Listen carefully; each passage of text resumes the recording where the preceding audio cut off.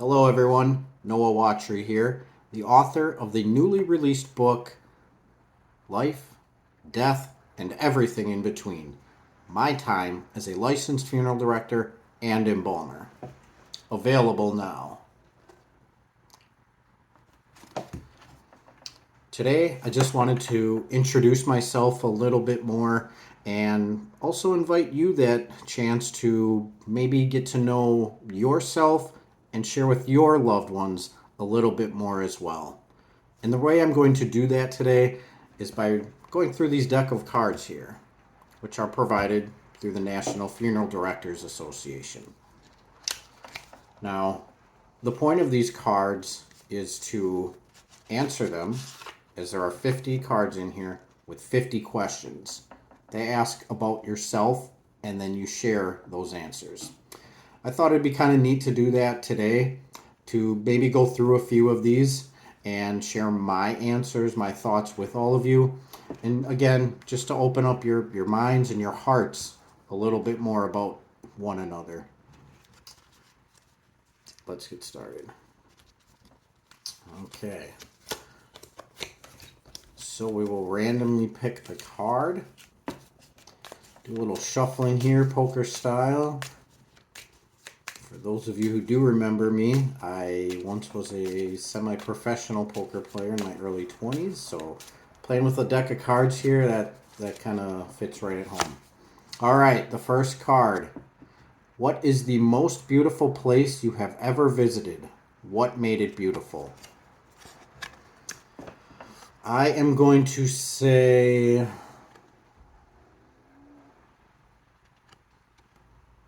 I don't remember the city, but I was in Arizona. I've been to Florida once before, and it rained most of the time, so that is out.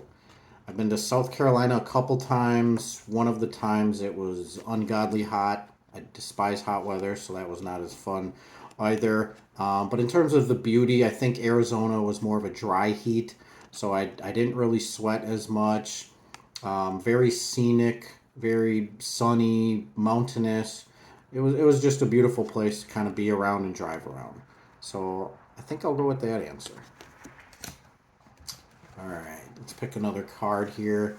And I think what I'm actually going to do is maybe go through, say, 10 of these, 50 cards, so 10 cards a day, 5 days now, make a short video for everyone here. Question number 2. What are your favorite foods? Do you have a signature recipe? I am not the best cook. I can make a mean mac and cheese, let me tell you, boy howdy.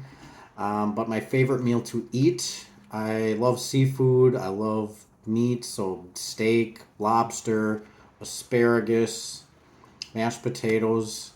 That's probably my go-to favorite meal.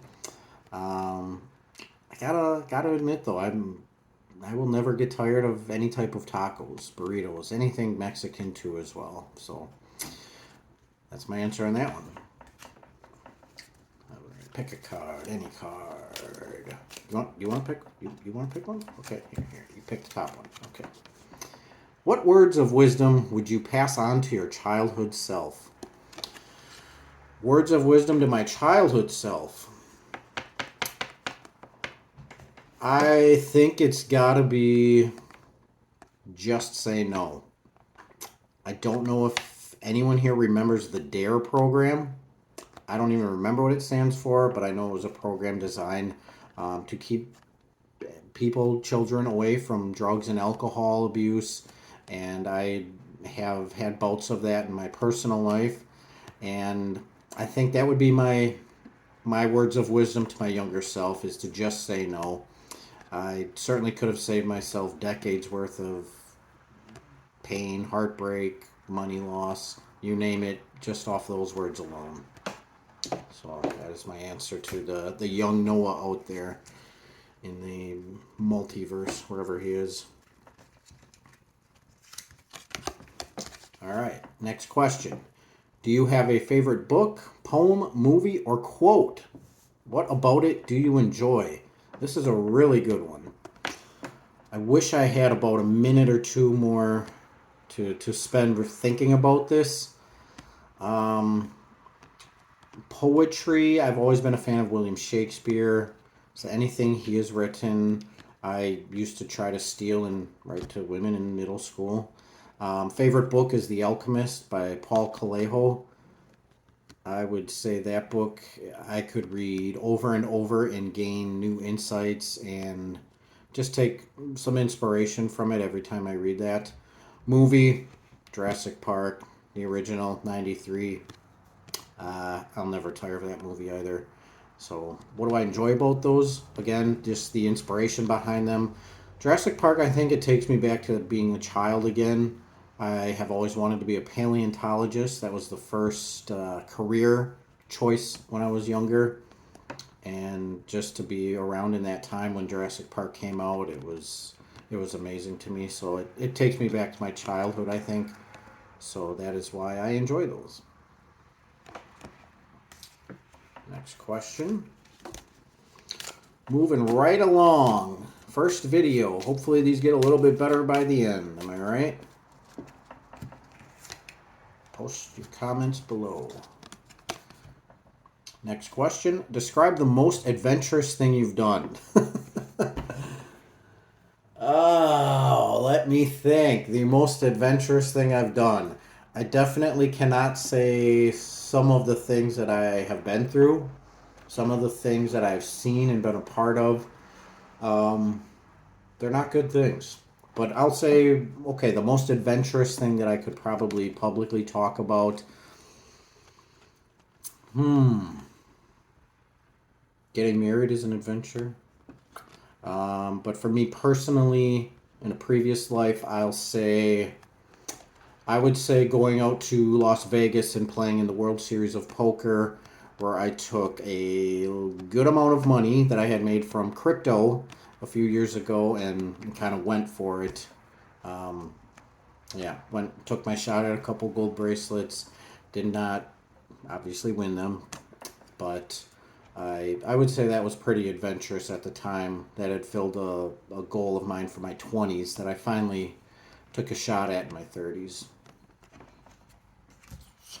These are some good questions. I could go back and probably change some answers if I really thought about it, but again, this is life. This is living in the moment, sharing these moments. Glad I could do this. I'm excited. What was your favorite subject in school and why? Favorite subject was history, but I did not do as well as I did with English and writing classes. Art, I always scored very highly in as well. Very creative person. I actually had friends who would give me Pokemon cards and video games to do their homework for them and their art projects and write for them as well. I actually had one friend a couple of times.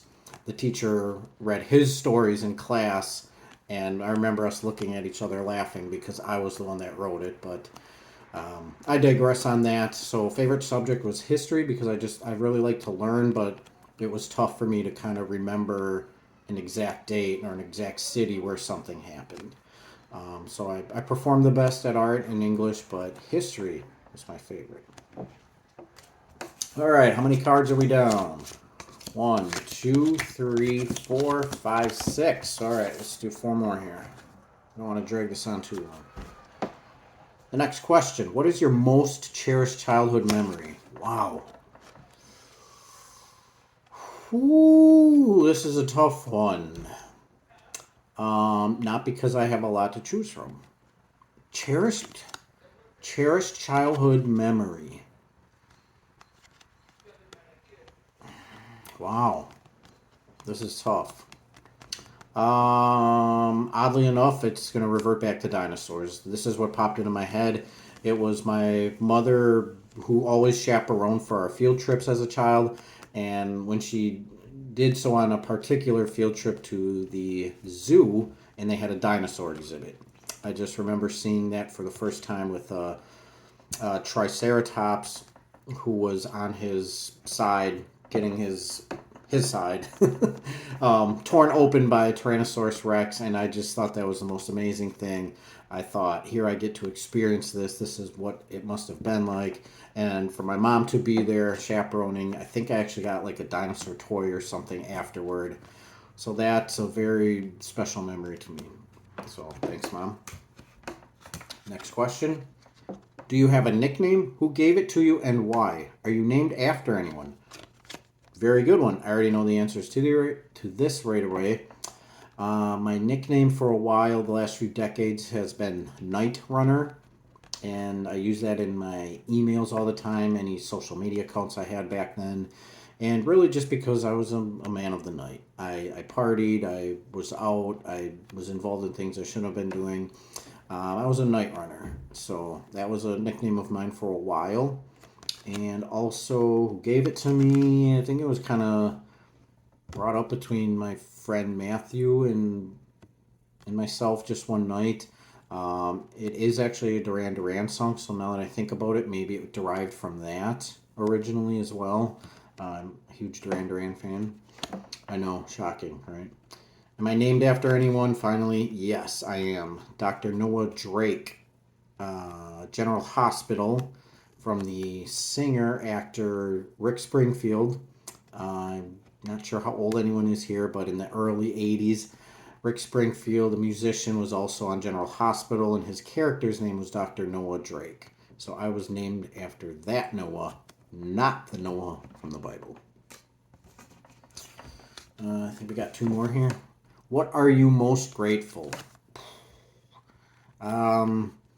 Grateful, I mean a lot of things, honestly, at this point in my life. I'm number one most grateful for my wife, her stepsons. Just they bring me so much joy into my life, and having my own family is something that I have always wanted. I certainly lived a way that you would have thought otherwise. But I have that now, and that means most to me, so I'm very grateful for that. Grateful for the few friends that I have that have stuck around. I don't blame those who had left me, past girlfriends, things like that. But very grateful for the few friends that have stuck by my side, and then also my family as well. We've shared a lot of hard times, a lot of things that we've gone through, some things that I do mention in my book here as well. But just grateful for those people in my life, because at the end of the day, that is exactly what this is all about. Life and death. One more card. I don't want to drag this on too long. I already kind of see that it has. I'll try to maybe make it shorter a little bit, but we'll just see where it goes. Who is your favorite teacher? What do you remember about him and her? Him/her.